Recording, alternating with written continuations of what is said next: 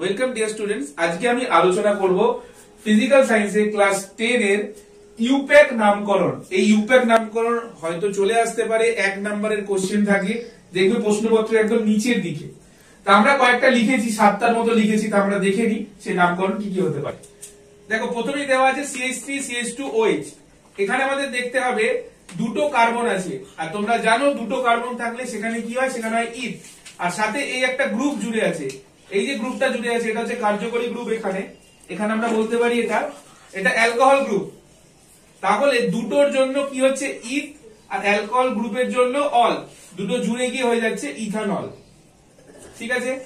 Similarly এটা 2 নম্বরে আছে কি, একটা দুটো তিনটে কার্বন আছে, কিন্তু মাঝখানের যে কার্বনটা সেটা ও গ্রুপ আছে।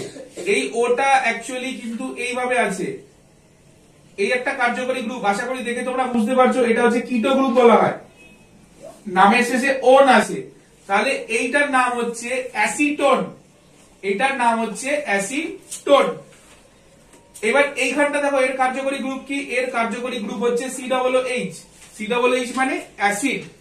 তাহলে এখানে কটা কার্বন কাউন্ট করতে হবে, একটা দুটো। এর নাম হচ্ছে আইদার করা যেতে পারে ইথানোইক অ্যাসিড, বা এর আরেকটা নাম আছে সেটা হচ্ছে অ্যাসিটিক অ্যাসিড।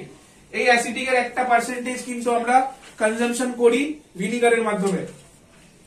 এইবার হচ্ছে 4 নম্বর। এখানে কার্বন কাউন্ট কটা, একটা দুটো তিনটে হয়ে গেলে হয়ে যায় প্রো। আর যেহেতু কার্যকরী গ্রুপটা কি আছে, কার্যকরী গ্রুপটা আছে অ্যালকোহল, তাহলে এটা হয়ে যাবে প্রোপানল। এবার 5 নম্বরটা দেখবো। 5 নম্বরে কি আছে, 5 নম্বরে 4টেই কার্বন আছে, 1 2 3 4। তাহলে 4টে কার্বন থাকলে 4টে হলে কি হয়, বিউট। আর এটা কি, এটা হচ্ছে অ্যালকেন, তাহলে এটা কি হবে নামকরণ, এটা হবে বিউটেন।